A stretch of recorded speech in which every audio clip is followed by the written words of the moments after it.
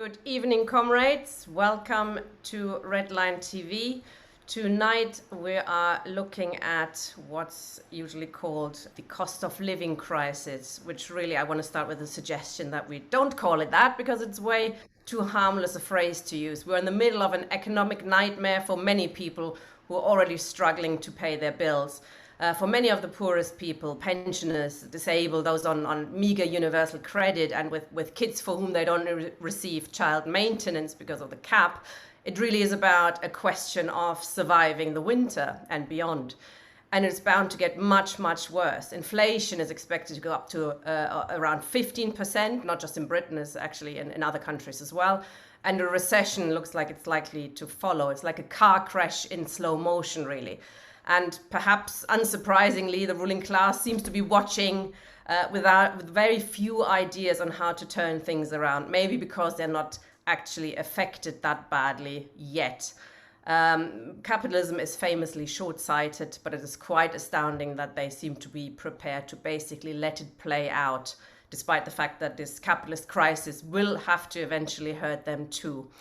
We've got a few guests tonight to discuss this issue in more detail. We're joined first by Michael Roberts, a Marxist economist. Hello, Michael, who is going to do a little slideshow first to introduce and analyze the main issues behind this current crisis. Thanks for joining us, Michael. As Tina was mentioning, the general picture is in the UK anyway, is the inflation is rising very fast, faster than most other countries or major economies in Europe and the United States. And now the Bank of England is forecasting a figure of 13% plus by October. And if that happens, then it would mean that household disposable income, that's after paying for all the things you do in a household, your real income will be falling through this next year and into this year into next year by nearly 4%, making it a really sharp fall in living standards for the majority of people in this country. And it's that 13% is, some people say, is going to be the really an underestimate of the potential for inflation during the next year and into 2023. So if we look at the right-hand side of my slide here, is a measure by the IMF of the cost of living increase hitting various lower income households. And if you go down the list, this is across Europe, you can see that down the bottom there, the UK is one of the worst. Even the richest 20% of household, which is the blue dot, are going to suffer something like a 5% increase in the cost of living for them. And then if you look over at the red dot, you can see the poorest 20% of households in the UK are going to have something like a 15% cost of living increase for lower income households, way more than the better off sections of the British economy. So the gap between the blue and the red spot is the widest of all the countries on this list provided by the IMF. If you want to contrast that with France down the other end, France is having a 3% rise for the richest and just about a 4% rise for the poorest. So the inequalities which exist as a result of this inflation are particularly stark in the UK. And as we've seen, the energy bills are forecast to rocket dramatically. They've already risen sharply during 2022 and from over the last year. Now that the figure at the moment is averaging about £1,971 to be spent on energy bills in a year. That's the current rate for the price cap, as we have in the UK, where prices are supposedly capped by a regulatory authority. But the view is that in October, this is going to be heaved upwards by a significant margin. And if we go into January, March 2023, figures now being reported of an annual 4,266 average bill for households to pay for energy. Way more than they expected earlier this year, and basically more or less doubling, if not more than doubling, the average payment that households have to make. And that's going to continue. If you look at the graph on the right, which has been presented as an expectation, this is by Ofgem itself, actually, you can see that energy bills are predicted to remain at more than £300 a month, at least right through into 2024, according to the latest forecasts. And I had a quick look at how that compares. I looked across the major economies in Europe to see what governments are doing about supporting households in this shocking situation that faces them, and see where government spending is being applied to support households against these energy bills. And you can see of the major economies in Europe, the UK government is contributing the least amount in support to households compared to the other major economies like Spain, Italy, Germany, and so on. So planned government spending from the current Conservative government is way, way short. As we know, it's basically an energy discount that comes in October, plus some help for those on benefit a bit more, but the total amount is less than half what is being proposed by many other European governments in order to support their households as energy prices rocket.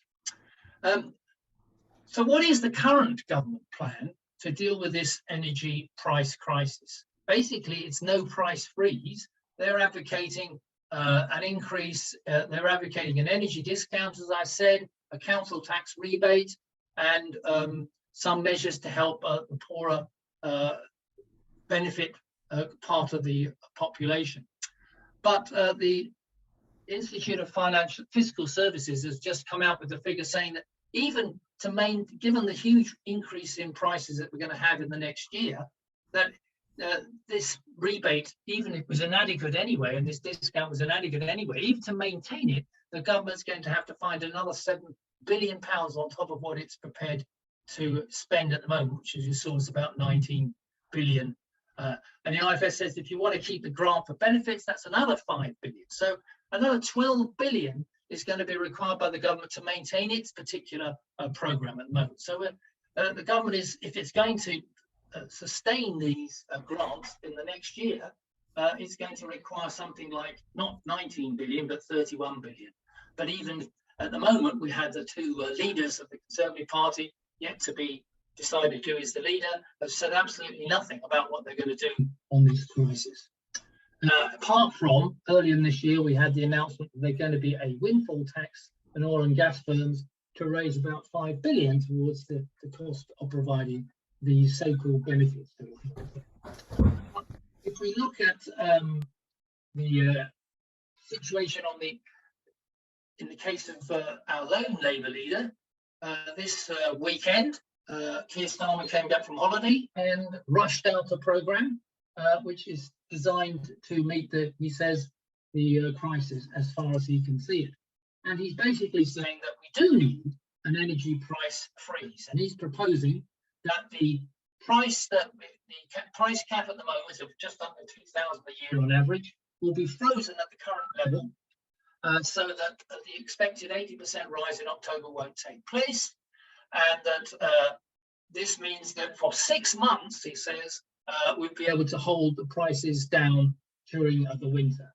He says the plan will cost £29 billion to do this, partly raised by an extra windfall tax on energy companies, stopping the payments that the Conservatives were going to make for all households. So that would make some saving, and switching it to the idea of a price freeze. And also, he says, providing funding to the companies so that they don't have to pay the same level of interest payments that they're paying in the private sector. That would save another 7 billion. He says that's possible because inflation is going to come down, so interest rates are apparently going to come down. So with a wish and a hope, our current leader says that he can deliver just for 6 months a freeze on prices between October and next March.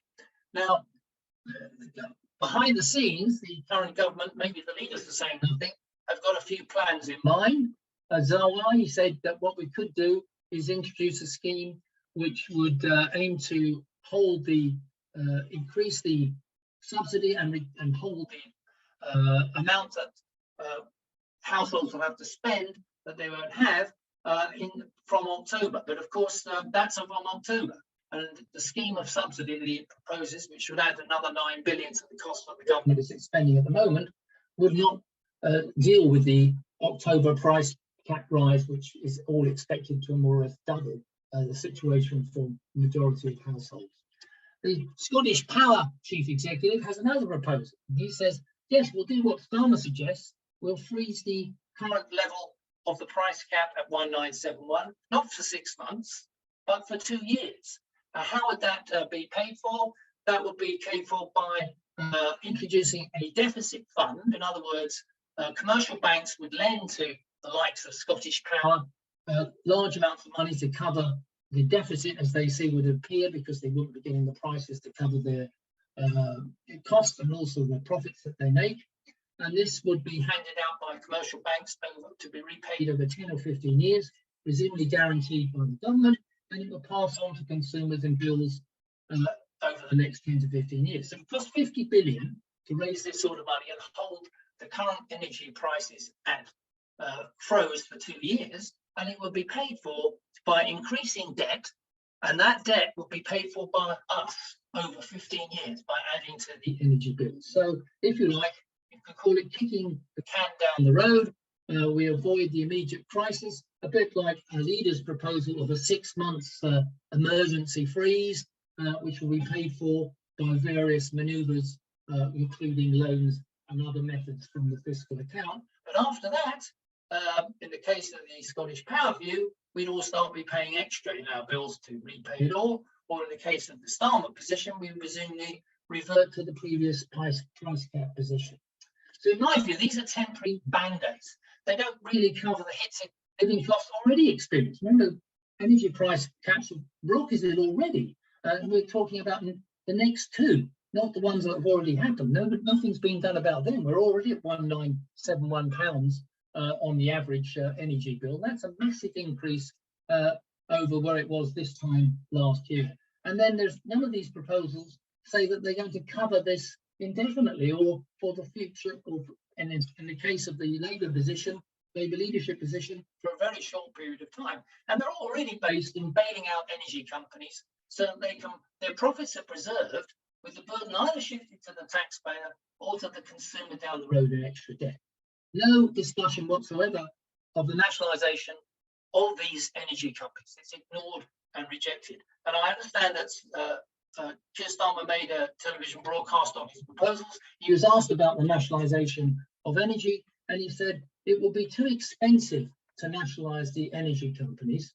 Well, on the other hand, he's prepared for consumers and government and others to spend 29 billion for a 6-month emergency freeze, but it's too expensive to take over the big 5 energy retailers. Unlike the TUC, who have done a very good job of costing just what it would cost if you took over the big 5 energy retailers. If you look at the market price, that's the stock market price of these 5 companies, and the government bought them now, it only cost £2.85 billion in order to take over the big 5 and some of the other smaller energy companies that have more or less gone bust. And in addition to that, we could have, with that measure, the energy companies, now state-owned, could offer a special social tariff to those at the low income level. And also, the energy process could then be organised in the interest of restructuring tariffs to help households with free energy allowances and try to increase the cost for higher consumption households rather than for lower consumption households. And so that seems to me not only more effective in getting control forever, this is the point, rather than spend £29 billion for 6 months, the TUC proposes that the government spend under £3 billion for complete and permanent control of the 5 energy companies. But I would like to add, and I think that people should understand this, that we're talking about the energy retailers here, the 5 big companies, but that's not the whole of energy companies.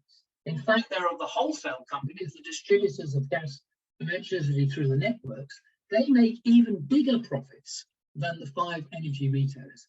And going back another layer, we have the big companies that are producing oil and gas around the world, the multinationals, the BPs, the Shells, and so on. And they are making even bigger profits.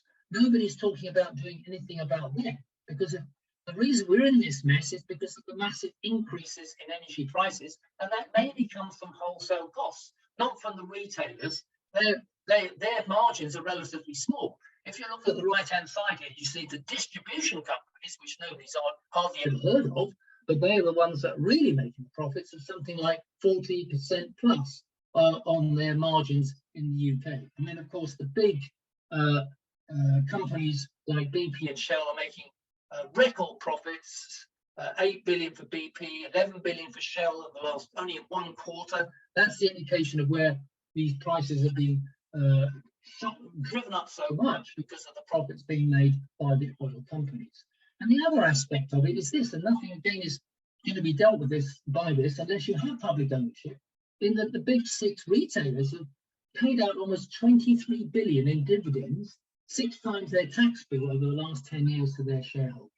It seems to me that what we could have is a system where rather than, to use the quote of one of the CEOs, businesses are here to make a profit and dividends are one way of sharing that with the shareholders, we could have a state-run, publicly owned system which aims at the environmental needs that we need as well, but also ends the distribution of large amounts of the revenues in dividends and in buybacks of the shares, which the big 6 have been gaining.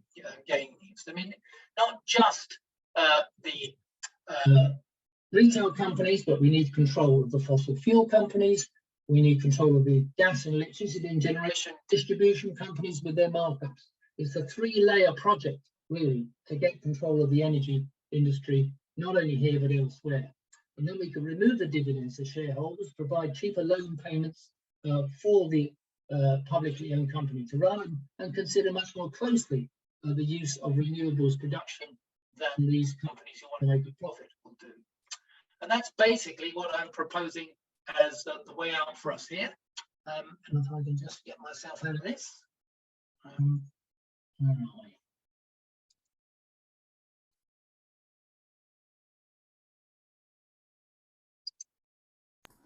There we go. There you go. Well done. I've looked for the button as well. I couldn't find it.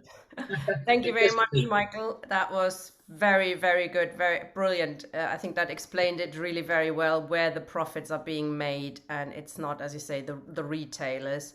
Does that mean sort of fiddling around with the cap is probably not going to make a huge difference? I mean, it will make a difference to people, but in terms of solving this issue deeper. No, if we ask ourselves, if you look at it historically, how has this situation arisen? With the idea of privatizing energy companies, not just the retail, but the distribution and the producer companies internationally, has meant that everything is decided by the profitability of those companies and the cost that they claim they incur and the profits they wish to maintain. And it's not decided by the social needs of the people of Europe, for example, let alone the people of Britain. And that when we have a situation internationally where oil prices and gas prices rocket, and they didn't rise just because of the Russia-Ukraine war. This is very important to say. They'd already been rising well before the war started. They rose because of a number of factors coming together: a decline in the productivity of these companies, the level of a slowdown in the world economy had led to a huge increase in the inability of these companies to transport and deliver energy around the world, and also, of course, the COVID situation and supply obstacles that have developed globally, which have driven up prices. And these companies have taken advantage of that. They have used the opportunity to rack up prices in order to gain even huger profits. And in that situation, we've seen that just feeds through to the distribution and retail parts of the energy process to add to those costs. The way, if you want to think of it this way, often when they say, well, the petrol stations prices have risen, but as petrol station companies point out, their margins are tiny. They don't very much on each litre of petrol at all. The vast 90%, 95% of that cost comes further down the vertical chain. And that's what's not being dealt with by the price cap. The price cap is like a kettle's boiling, so I'll just block the hole at the top, and maybe that'll solve the problem. Of course it doesn't, because the kettle continues to boil. Can you explain to us, like in really easy terms, how that price cap is actually determined? Because it's rather complicated, isn't it? It's got nothing to do with sort of us. Well, I read all the Ofgem documents this week to try and understand how the price cap worked. I'm not sure Ofgem really knows themselves. Ofgem maybe is better than Ofgem, because they see it's such a complicated way in which they try to work out what the price cap is. Now, viewers, this is a price cap. Now, the point of introducing a price cap and Ofgem entirely was to stop free market prices getting out of control.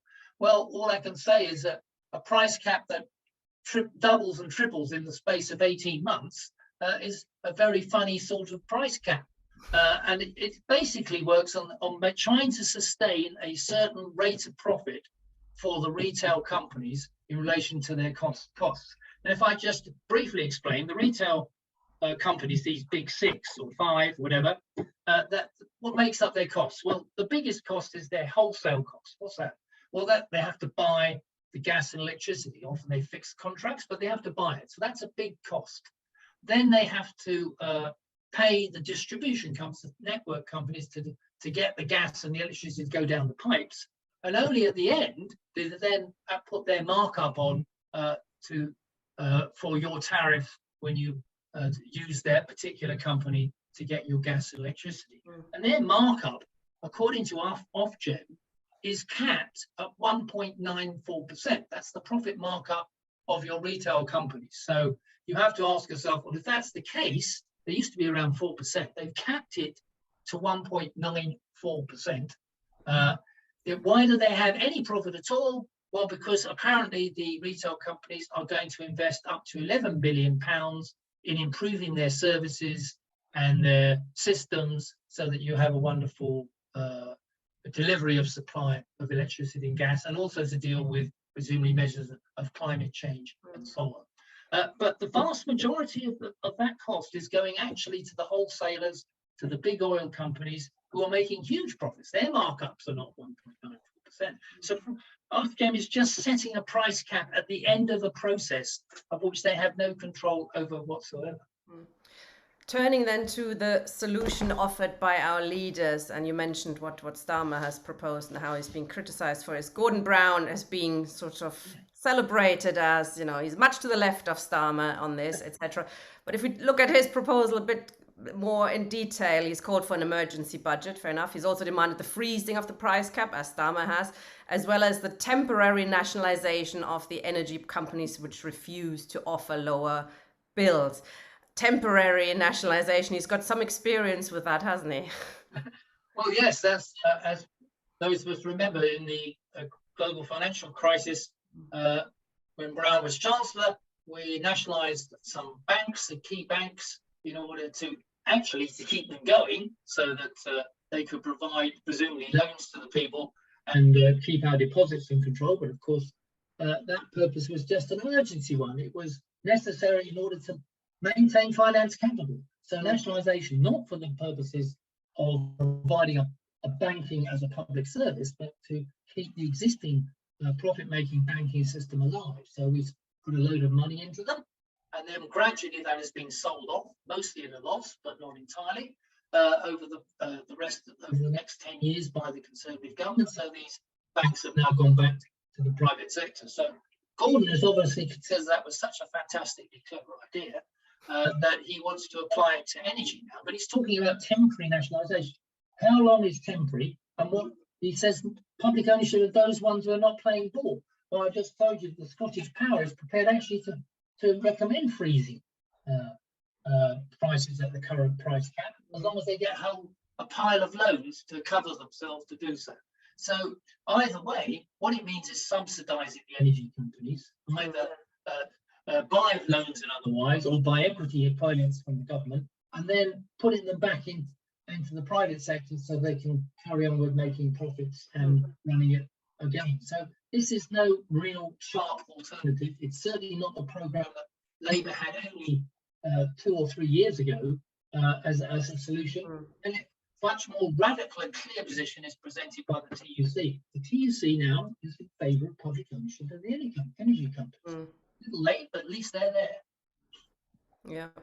I mean, there's a discussion to be had, isn't it? How you nationalize things. Is it? I mean, is it much better if Liz Truss is running the energy companies, on behalf of the ruling class? I'm not But sure there's a she could difference run a between paper public bag. ownership and workers' control, or consumers' control, etc. Yes. But that, Well, I mean, there have been lots of proposals, and perhaps Alan might have some words on that later when we talk to him. But it seems to me that it's absolutely essential that the publicly owned part of the uh, economy should be democratically run. It shouldn't be run from the top down as it was on many occasions in the 50s and 60s. Many of these companies were just really at arm's length, and they still are at arm's length, those public ones, where actually there's no real democratic involvement, either of the workers in the industry or the consumers who buy their products, or for that matter, the government itself in terms of representing democracy and the democratic elected representatives. You could have a tripartite board which does that, both at national centralized level, but also local level. So local democracy can play a role in organizing. And I remember community health organizations they used to have as bases. They had rights on the local hospital boards to raise the questions of problems of consumers in the health service. They were abolished and were replaced with trusts, which apparently have to run on the basis of a profit making or a cost basis rather than anything to do with democracy. So clearly, if we are moving towards returning to public ownership of these major utilities, railways and the rest, we also need a model for democratic control. I mean, it strikes me that what's happened quite effectively is that both parties are now sort of, figuring that nationalisation of whether it's water or whether it's the energy is somehow something that we can't possibly talk about, that it's too expensive and that it wouldn't work. And I think that's extraordinary that that's now stopped. And I think we have to keep battering on about it. But the other thing I want to raise, and maybe this will link with what Alan might well be speaking about, is the fact that the other thing that's not being really thought about is long-term planning in terms of insulation and the generation of energies by households and by communities in much smaller units, which would be under the control of those people. I mean, I know for me, for example, I got solar panels, quite a few of them, something like 4 or 5 years ago. People told me I was ridiculous, the amount of money that was being spent on them. But it strikes me that actually we've got all these roofs, all these new houses being built. And if you look even, for example, at Germany, where you have much higher standard of insulation that has to go in buildings, that we should be actually looking at those as well. And we haven't got any joined up thinking in our energy policy. Definitely not. Joined up thinking also means joined up systems. And without, in my view, public ownership of all the utilities, we can't plan these basic public services in a way that meets the climate change certain needs that we have there, introducing the right sort of changes which will bring about climate, global warming abatement and so on. But if we're leaving it up to these companies to be encouraged to do what they can, and by making sure they have sufficient profits to do it, it's just a ludicrous system and just clearly is not working. And when people say, or like it seems like our leader, that it's too expensive to buy these companies and nationalize them, all I say, well, that's a bit like saying, if I buy a house, that's too expensive. But wait a moment, I bought an asset. I've got an asset. I can live it. I can use it. It's not, you're not paying it for nothing. You're actually, in the case of this, you're getting a system, a company, which actually delivers services to the people and makes revenue. So easily covers the costs.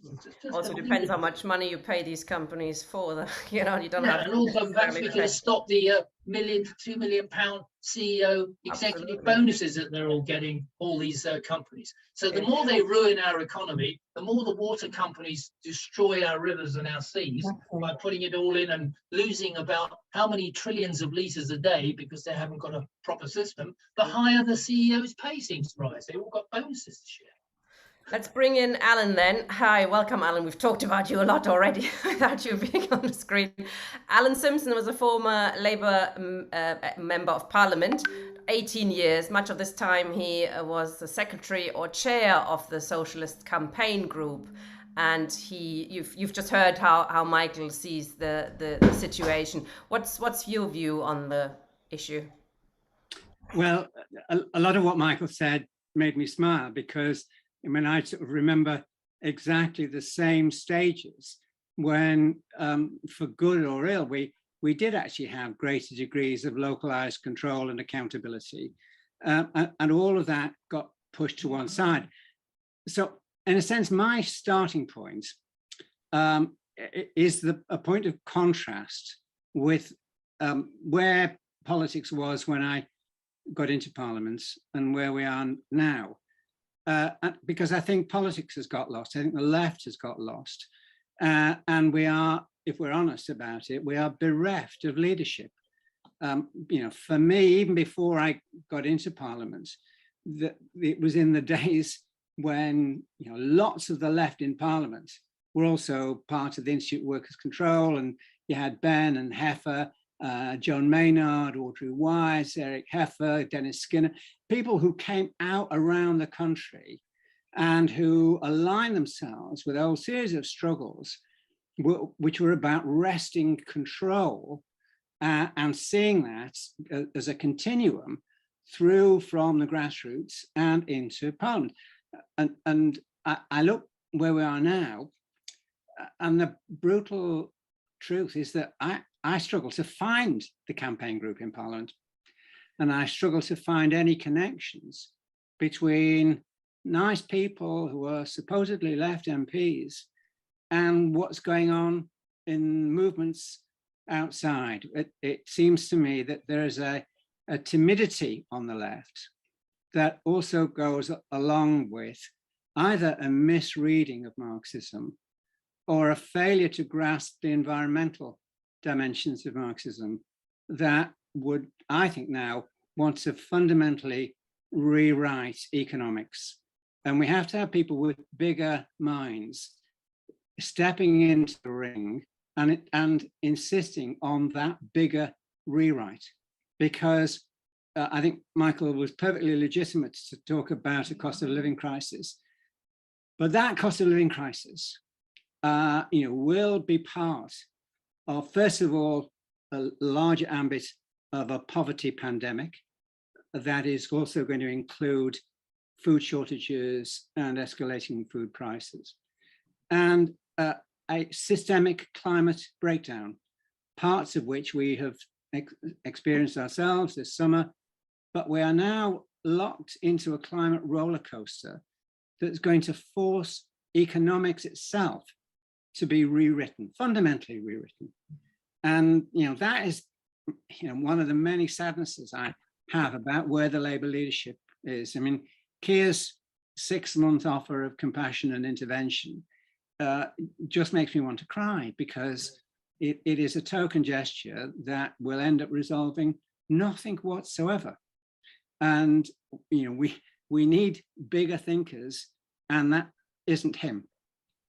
So the first thing that I would say as a starting point is, as the left, we've got to stop our own focus on internal betrayal and the denunciation of different parts of the party. We've got to shift from being oppositionalist to propositionalist.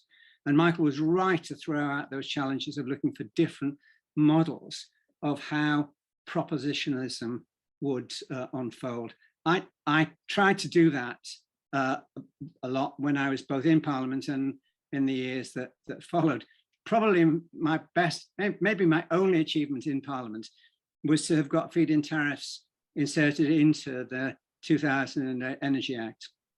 And that was despite the official opposition of Downing Street. But we had 58 Labour MPs who were committed rebels. And actually, we managed to get all the opposition parties on 3-line whips to support our amendments. And we just gave the numbers to Ed Miliband when he was appointed Climate Secretary and said, look, whether you believe in this or not, the harsh position is you face your first major outing as the climate secretary, and you're going to get crushed. So why don't you take the amendments, you move them, and we'll say you're brilliant. To be fair to him, Ed went into Downing Street, ran this, and said, look, forget the arguments in principle, I'm going to get trounced and we're all going to look complete plonkers, and you've got to give me a way out. And they agreed on this compromise that we settled for, which was providing the introduction for feed-in tariffs. But if we had followed the model in Germany or in Denmark, that would have been the first step to a huge transformation in energy thinking. We got the German minister over who had introduced feed-in tariffs into Germany. And he was asked at one point what he would suggest, where if the Germans would handed the UK economy to run for a few months, where would they start? And he surprisingly said that he would insist on the installation of solar roofs on every building with a south or west facing roof. And there was a sort of surprised pause, and someone said, well, that keep all the light. And he said, no, but it will change the political culture forever.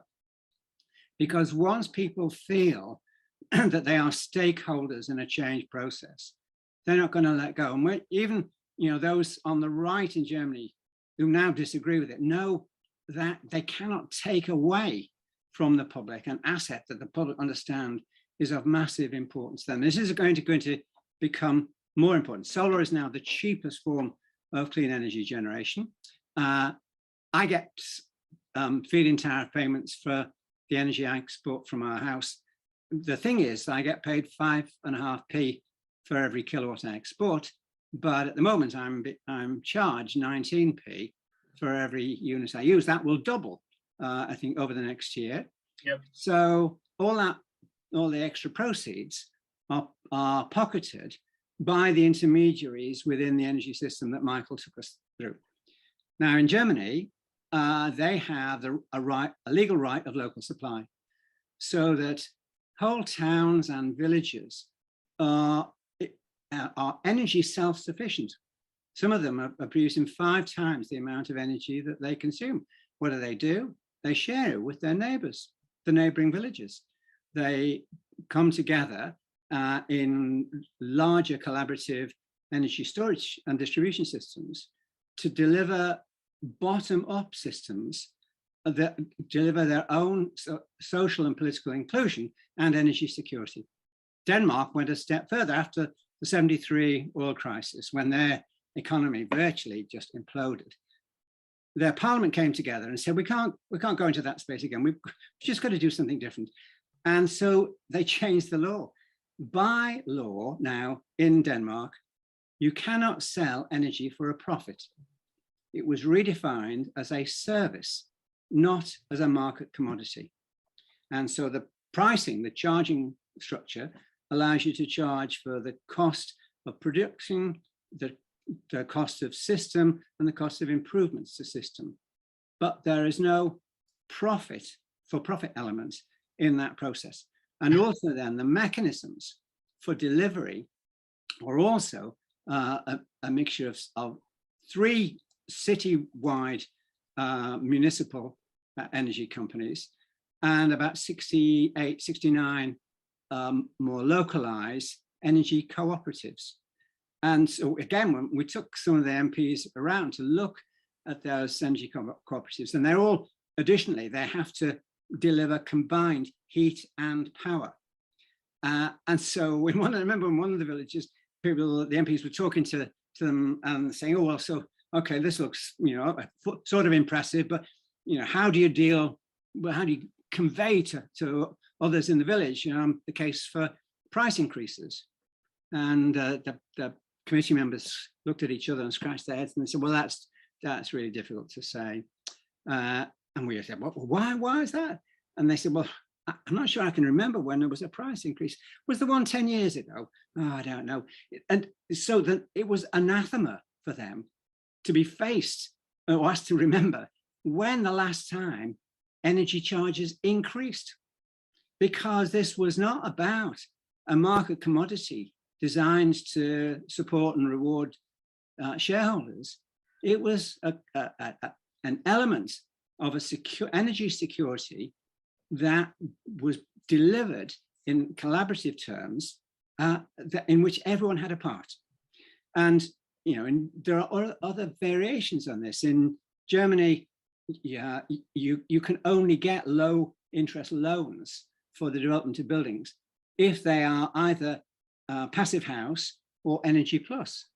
And if you don't do that, and those loans are only fully delivered upon final inspection, and if you don't, then the developer has to just meet all the commercial costs on their own in blocks of flats that or apartments that are below certain energy performance standards. If you fall below a standard, it's the landlord who has to pick up all the energy bills, not the tenants, not the occupants. So you're saying, look, if you want to play this as a sort of market risk thing, then you take all the risks. We don't pay, and you're not getting the poor to pick up the bills for your negligence. And it's a change of mindset that has to come from not just equity, but the ecological imperatives that have to begin from radical and rapid decarbonization of everything. Now, for the left, this is going to require a revisiting of Marxism around a context that goes beyond growth obsessions and into the circularity of stuff, where low product miles and low carbon consumption becomes a necessary underpinning of survival.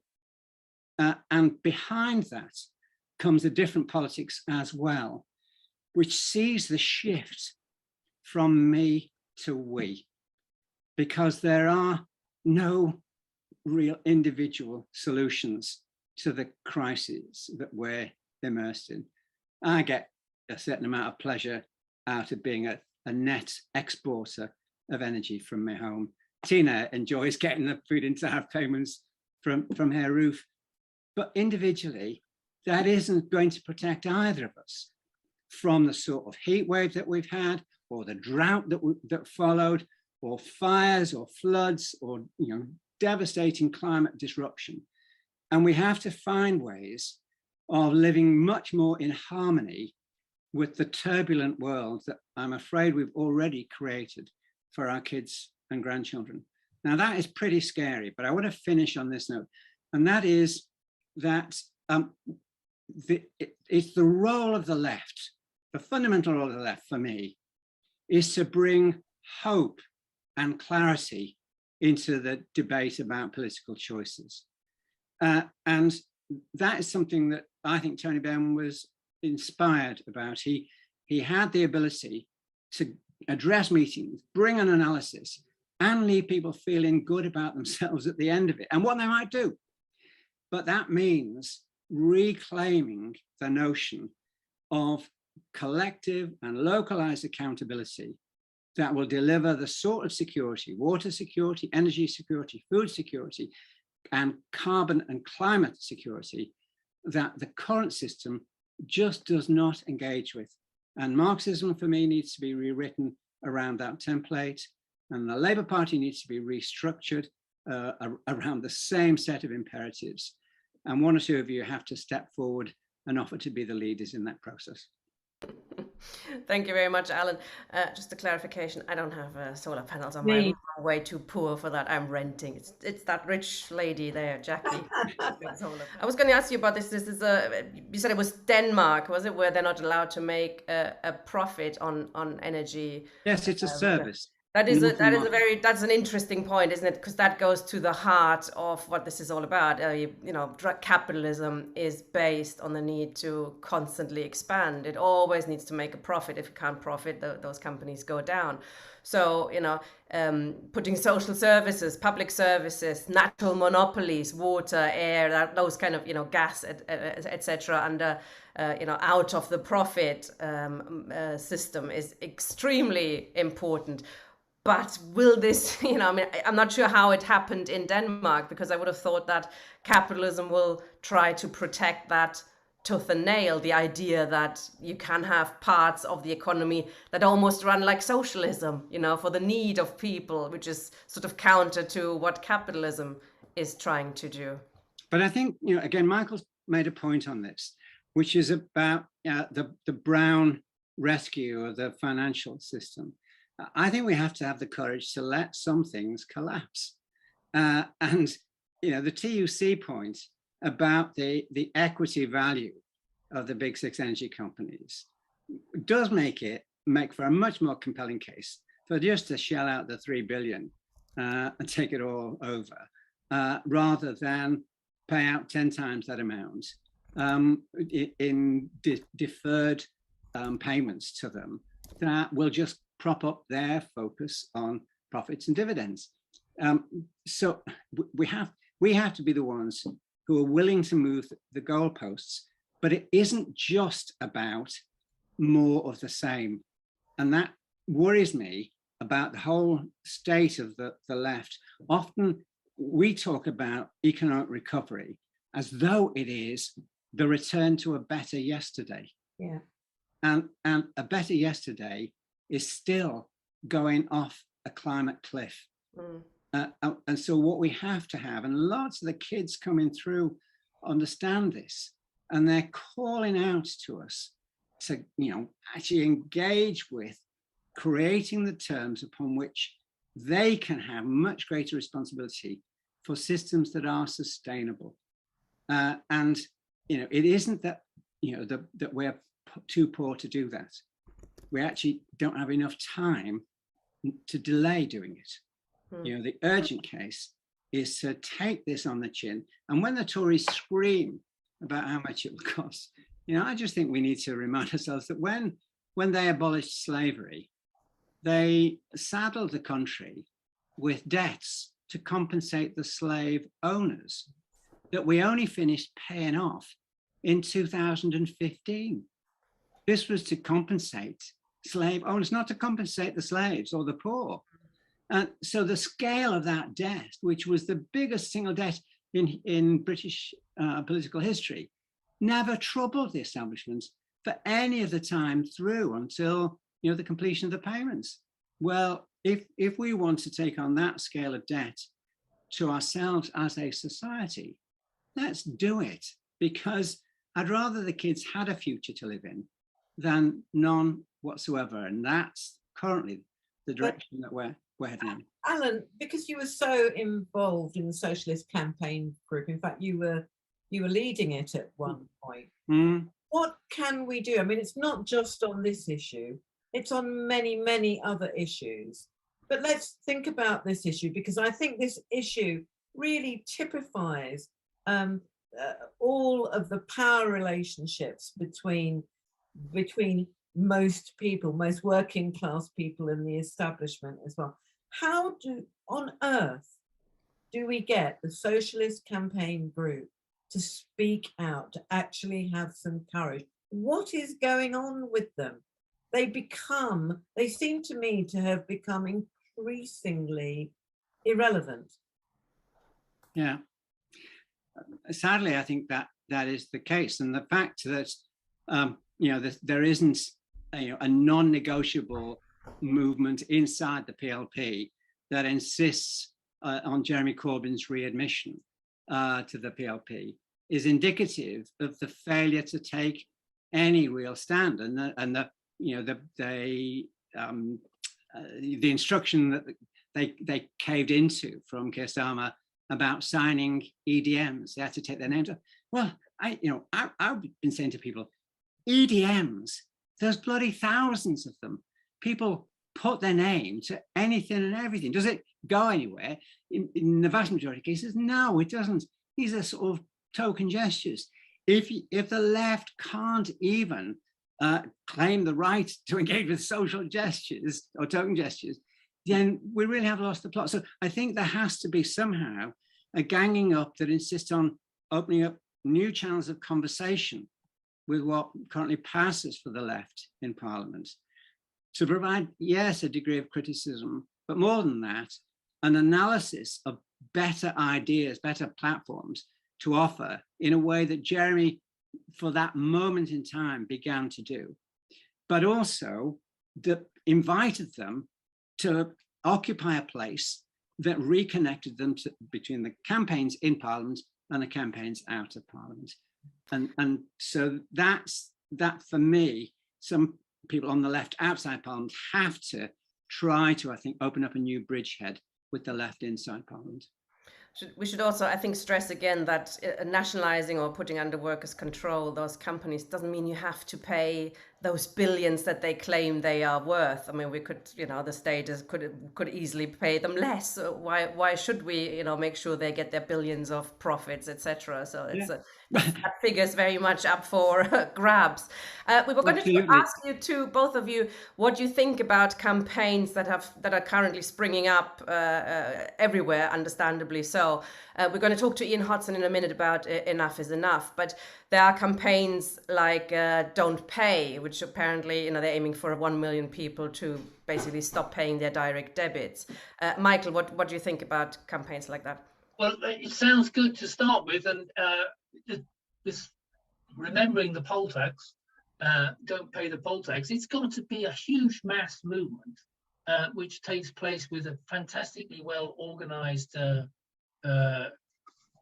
campaign that brings together people, that give them the confidence that they can go down the road of not paying a tax, which brings them into the courts and so on. Don't pay your energy bills is a tricky one, because a lot of people are on direct debit. So the reply is, get yourself off the direct debit and then just pay as the bill comes through. Apparently the energy companies are saying, if you do that, then they're going to put you on pay-as-you-go tariffs, which are much higher, so that you will have to, if you're getting any energy at all, then you'll be putting your, as it were, figuratively putting your coin in the meter, rather than actually getting a tariff that's based on a monthly fixed tariff or variable tariff due to direct debit. Now, these are things that, no doubt, if you had a well-organized campaign, you could still fight against and organize. But is it the way forward? Because if you think about it politically, don't pay. So, okay, so we don't pay, then what? What do we do? Are we going to just let the energy companies stop producing energy? Or we have to have a political program for dealing with the energy companies, whether you're paying or not paying. So I think that to separate don't pay off and say that's all we have to do, and we don't have to deal with the issue of who controls the energy companies, what prices they're fixing, how should we organize the energy industry, some of the things that Alan's talked about, both democracy and the move to renewables. Don't pay is an initial reaction, but it doesn't necessarily provide a really clear direction for a political campaign.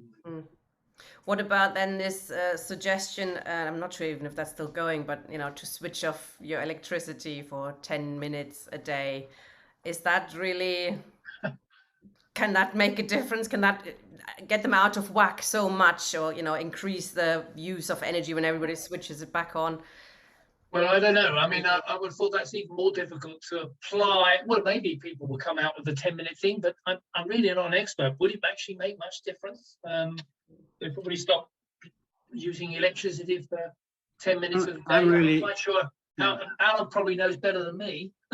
Yeah, I'm really skeptical about this, Michael. I was the chair of the Parliamentary Warm Homes Group for about 15 years. And the fuel poverty issue, it then was massive, and it will very quickly just run. It will become a poverty pandemic. And I don't think we can ask the poor to take the leadership responsibilities of this. I saw enough people in the poll tax who were poor and ended up getting taken to court. And when they went to court, they were on their own. And so, it isn't the poor and the most vulnerable who have to take the leadership roles on this. The rest of us have to make this an absolute scandal. And if we could respond to COVID as a national pandemic requiring national emergency measures, then the poverty pandemic requires the same scale of intervention, and it needs to be really, imaginatively followed through, because a lot of it could be, the most immediate starting points are in relation to energy efficiency in people's homes. And if you want to create jobs quickly, if you want to create a sense of solidarities and worth and well-being, that's where you'd start. There's loads of kids who would love to be part of that process. Neighborhoods become much more cohesive if you have whole area strategies that take the poorest of properties and raise the levels of thermal insulation. And in some parts of the Netherlands and in Denmark, and there are companies now where the local authority goes in on day one. They have these kids going in with electronic tape measures, doing these zoom measurements of the front and back of houses. They get all the doors and the windows in the right place. They say, oh, is this right? The residents say, yeah, that's fine. They click it through. They've got a local supply factory that starts cutting these wafer thin insulation panels that come in and are installed on the second day, on day 2 of the process. And they're done in one day. And then on day 3, the decorators come in and finish the job off.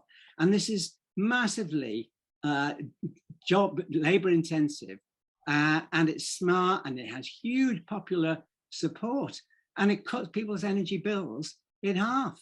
And so given that, there are tons of examples around Europe and around other parts of the planet that are doing things like this, that are both transformative and inclusive, and are about reducing energy consumption or energy needs rather than just carrying on with greater consumption. And that's what we have to offer.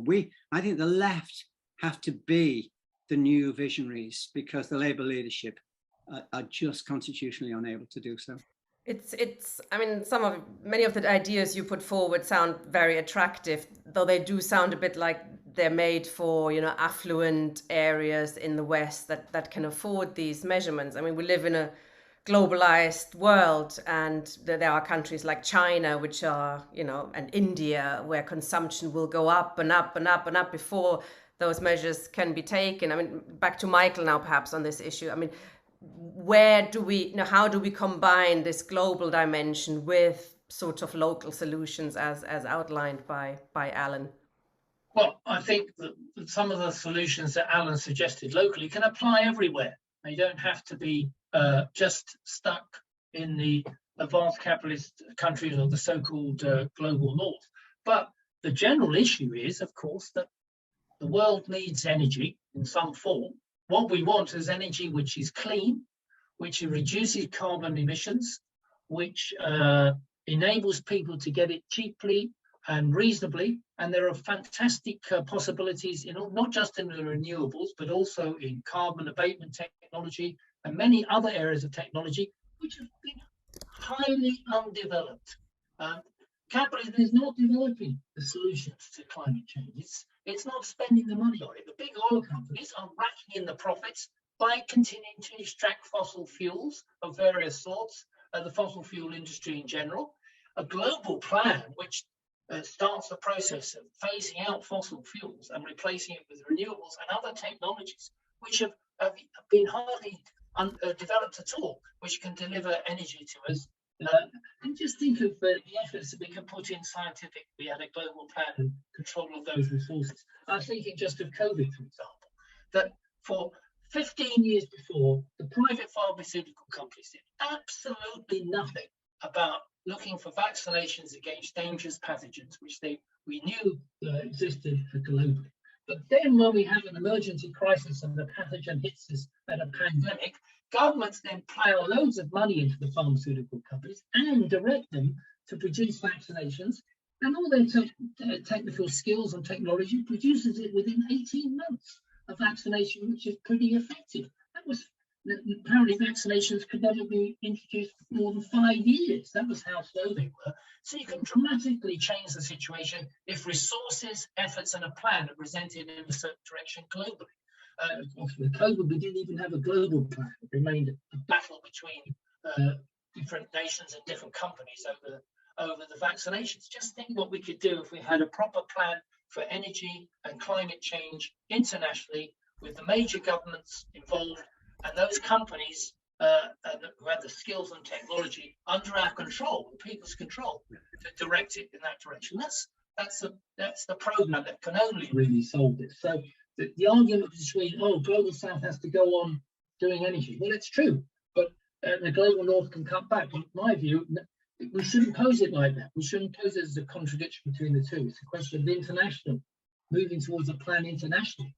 And that means people in all these countries coming together to get rid of the fossil fuel companies and their operations, and also replace them, obviously, with governments that are going to draw up such a global plan.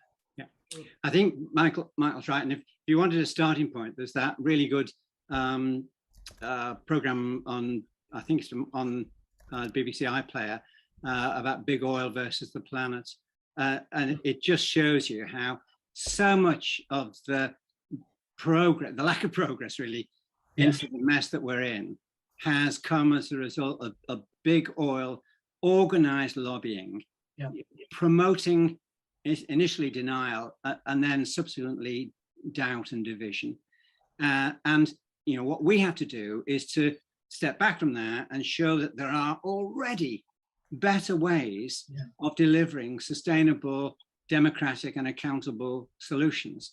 And we just have to pinch them and copy them and share them. And I saw a thing today, India is starting to cover its canals to protect them against evaporation and water loss with solar canopies, so that they're generating electricity at the same time as protecting their water resources.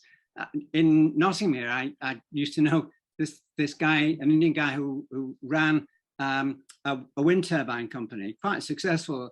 I asked him when he was planning to retire what he was going to do, and he said he'd retire once he had finalized the design for the 6-donkey wind turbine. I was completely baffled by what that was. And I said, what do you mean? He said, well, I want to be the person who can go back to the village I was born in, but it's remote. So I've got to design a wind turbine that can be done in parts and can be delivered on 6 donkeys. And once I can get it out to the village, then the village won't need it anymore. And we won't need me, because we'll actually start to have our own resources. So Miles right, this is happening on a global scale. And some of the poorest countries are actually at the forefront of some of the most innovative ecological initiatives, but they all fly in the face of liberalization, deregulated markets, the pursuit of cheapness and lower standards. And so that's the inversion of economics that I think we have to insist on. And that probably begins with the imposition of a really substantial carbon border tax. And those taxes ought not to go to the nation state. They ought to go back into an international fund that finances the developments and the catching up process, the clean catching up of the developing world. So but we would then have to rethink sustainability and accountability of much more localized systems of production and control. And I saw something yesterday which said during the COVID pandemic, the richest 1% of the population increased their wealth by 200 billion quid in Britain. Well, that's wealth that needs to be redistributed. And it isn't as though we would saddle the nation with additional. This isn't the only money that 1%, that top 1%. This was an additional gift to themselves. So I think we just said that gift relationship will be better used if it was deployed to deliver energy security, food security, water security, and climate security on a basis that is not just sort of conditioned to the UK, but allows us to genuinely collaborate internationally in saving the only planet that we've got. Indeed. Thank you both very much. I think we've outlined very well tonight. There are solutions, or steps towards solutions that we can take now. But we're also, and in the process, we're also challenging capitalism, because the abolition of capitalism and the profit system is absolutely crucial if we want this to stop not just the climate catastrophe, but also, you know, these crises which are you know, not natural. There's no need for more than half the population to starve. We could plan much better, we could organize much better if it was in the hand of the majority of the people, and we produce for need and not for profit. Thank you both very much. It was a very interesting discussion. We'll let you go now. Thank you, Mel. Thank you. We're now joined by Ian Hodson of the Bakers Union.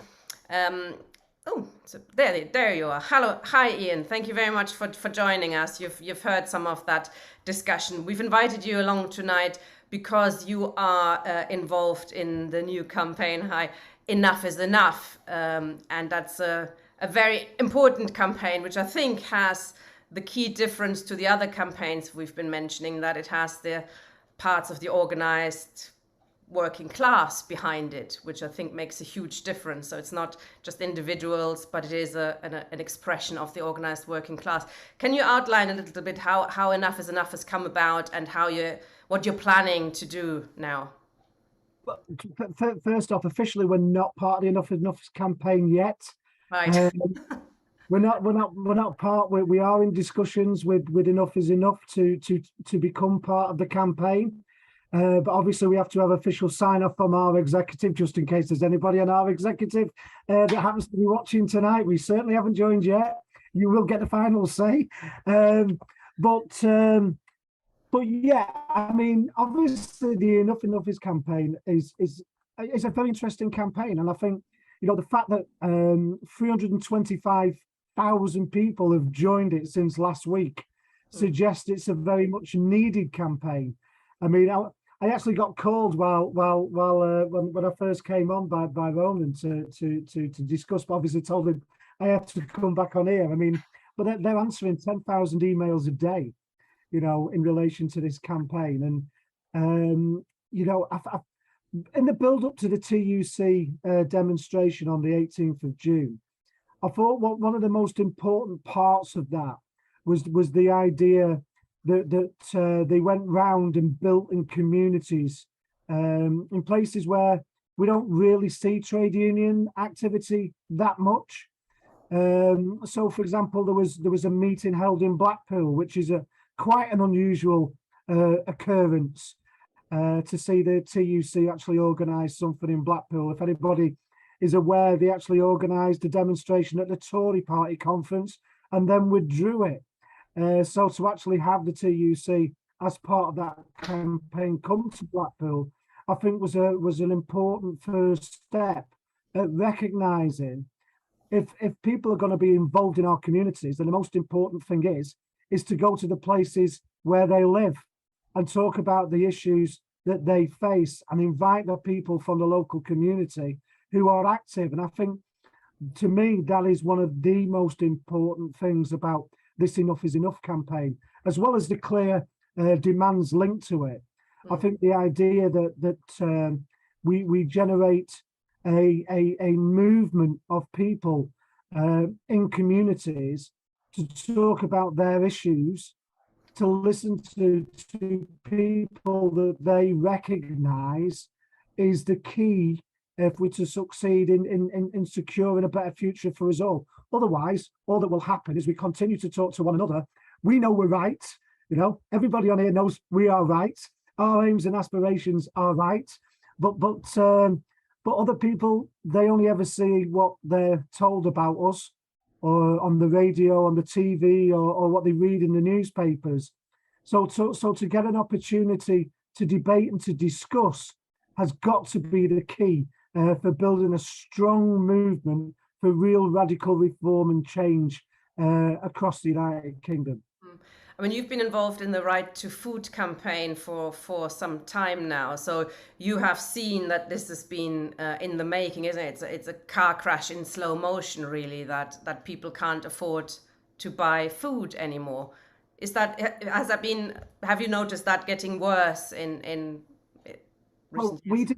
Yeah, well, Tina, we conducted a survey during COVID about the people that kept the nation fed.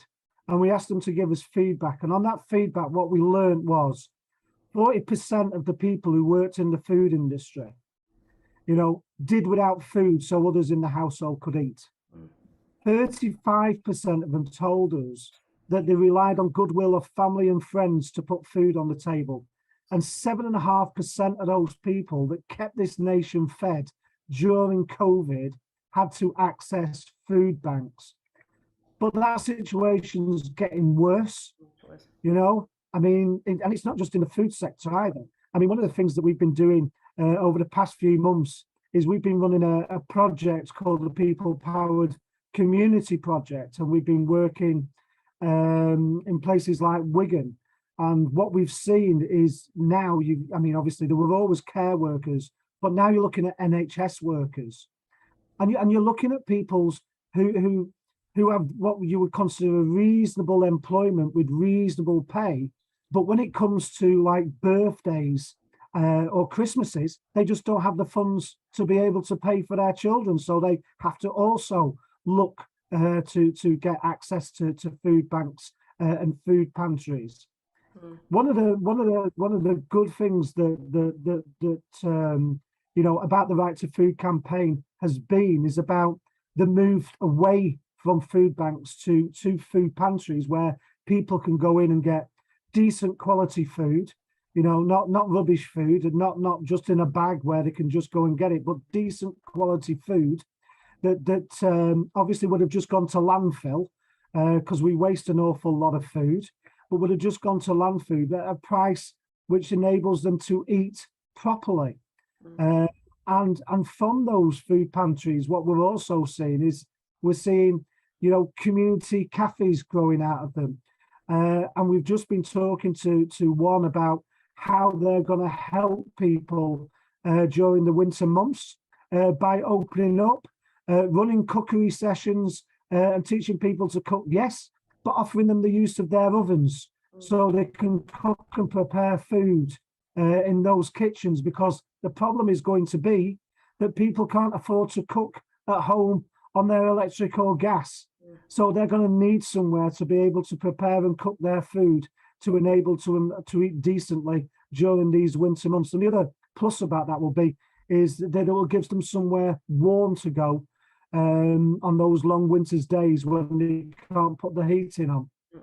I mean, this is, of course, an indication that the setting up of Enough is Enough, as well as Right to Food, that there's an absence of leadership when it comes to this issue. I mean, the Labour Party is not exactly running with this issue or providing solutions. Do you try to influence the Labour Party? Do you think that would be going anywhere, or is it a lost cause? Well, all I can say is, I mean, obviously the best campaign at this moment in time, in my opinion, for building a resistance and an understanding of why politics matters to people, you know, and if you really wanted to communicate, then the one campaign you get behind is the one that Ian Byrne has been leading as a Labour MP. But what have we seen the Labour Party do to Ian Byrne? Try and unseat him. I mean, the most popular MP in Westminster, the most active, progressive MP that's been elected for some time. Because don't forget, you know, Ian comes from a background of grassroots organising, you know, the Total Eclipse of the Sun, the Hillsborough Justice Campaign. I mean, this is a guy that's so well connected, not just in his community, but across football grounds. Whoever would have thought that Liverpool and Man United fans would take food to each other's ground, not to throw, but to give to people in struggle? I mean, that is, you know, an example of what the Labour Party should have absolutely got a grasp of and absolutely run with. But you see, you know, these new Labour people come out and say, actually, it dampens aspiration if you make food too readily available or too cheap. Actually, no, you don't. People don't want to be paying sky-high prices for the food. They want the right to live with dignity, to eat good quality food that enables them and those in their households to be able to eat. And that's what the Labour Party should be making sure is their primary concern, alongside, you know, the security of our energy industry, And saying we're going to give £29 billion to the energy companies, as they've announced today, is not securing our energy for the future. It's securing the profits of those greedy corporations who will continue to benefit at taxpayers' expense. Well, it's time the Labour Party woke up and realised that actually they weren't set up to benefit those corporations. They were set up to represent our class interest. And that's what they have to do. And that's why I think it's very, very important that Enough is Enough delivers on what it's set out to do and gives us all the opportunity to have our voices heard, because it's certainly not happening in Westminster currently. And I think it's very important, you know, that we as a class have the ability to raise our issues, to talk about our issues and to take them forward. Because if we're going to change politics, the only way we're going to do it is if we get organised. And I think this gives us an opportunity, as well as trade unions, but a group that comes together with trade unions and communities to build what we need to do in this country to make real change. Ian, hello, by the way. Okay, you're right. Yeah, good to talk to you again. I'm very interested in this idea that what we've gone back to is an almost sort of, well, it's actually not just Victorian, it's pre-Victorian idea, but the way that you control the poor is through making them hungry. Well, I mean, I think we should twist it up a bit and remind people that virtually every revolution that there's been has started with people being hungry. And in terms of that as an idea, I understand that Enough is Enough is planning rallies. Is there forward planning going ahead on top of that? I mean, I'm not asking you to share your plans, but are there people thinking out strategies of not just how, I mean, I think practical help, absolutely necessary, but somehow we need to get involved in the political struggle as well, don't we? Yeah, and that's why I think it's very important that the demands are front and center about making sure people are not going hungry, that they can eat and they have decent pay, and we're fighting for improvements around people's pay. I mean, obviously, I haven't got the full details of Enough is Enough. Like I say, you know, we're not officially part of it yet. We are in discussions, but my understanding is they are currently setting up at least 50 meetings to go on around the country, you know, which I think is quite important. And I think what's also got to be part of that strategy is that everybody has the ability to be included. And I think that's got to be key. And, you know, if you say that community organisations are involved, then they must also take part in that planning, which I think, you know, with having Acorn in, for example, and the fact that they are very much a community-based organisation, that stands well, you know. And obviously the trade unions, I know we talk a lot about wanting to engage with communities. Some do it better than others. But the fact of the matter is, I've never been to a workplace where trade union members are that don't live in a community. We all come from communities. We're all part of the community.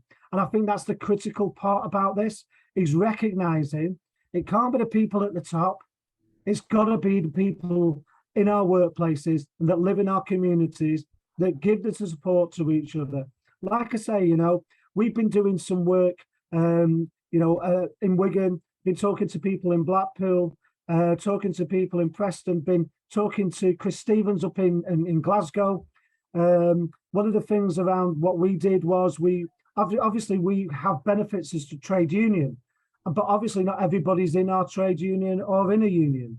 So what we did was we set up what we call pop-up gazebos, where we were giving away food. We gave a safe space for people to come and have a brew and to talk about the issues that they faced. But we also brought along Greater Manchester Law Centre.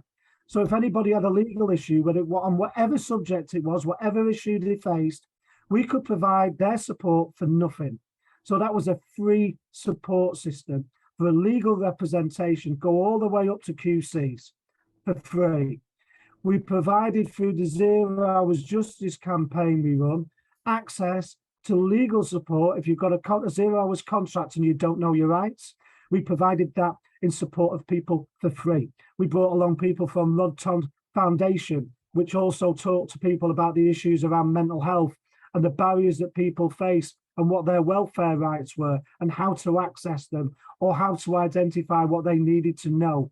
We brought along pay plan. So if you had debt issues and those debts were piling up and you didn't know how to deal with them, we provided a debt service which was also free, and you didn't have to be a member of the trade union. Because we think if you're going to be part of the community, you have to be part of the community, and that means supporting people. We are certainly seeing a change in how unions work in this period as well, and we're seeing a lot of more, perhaps because the Labour Party is the way it is, moving into more the political arena and having campaigns on issues that previously the Labour Party would have organised, perhaps. And interesting times, fluid times for sure. Thank you very much for joining us, Ian. That was very interesting. Come again once you've joined, or if you join, who knows? I get a feeling you might. But thank you for explaining that to us. And the good thing is, we work in the community indeed, and the campaign also talks about bringing these companies into public ownership, which of course the Labour Party does not dare to say yet. I would have thought we might see a change in those positions sometime soon if, with Gordon Brown ranked in the first step and perhaps others making similar steps. They will want to do it in a safe way, making sure the billionaires keep their billions and that the taxpayer basically has to take over the risk, but none of the profit. I think that's the plan there. We are taking a break next week. We are away for summer holiday, all of us. And we are coming back on the 29th with a Have Your Say program on this issue. So we can see there were a few people with their hands up. We just don't have time enough tonight to do that. So in 2 weeks' time, August the 29th, it'd be great if you could join us to discuss some of these issues in more detail. In the meantime, if you could donate some money via Patreon or PayPal, there are links on our website, that would be fabulous. Jackie, would you want to say something? No, that's great. And everybody have a good week. We're actually, maybe we will tell you about it when we come back. We're actually away on holiday, yes, but doing some political work. And we will tell you about it when we get back. So from me and Tina and from everybody on Redline, I've just had a rainstorm come through. The weather is breaking. Perhaps the politics is going to as well. Oh, would that be nice? Good night. On that note, comrades, see you soon. Good evening.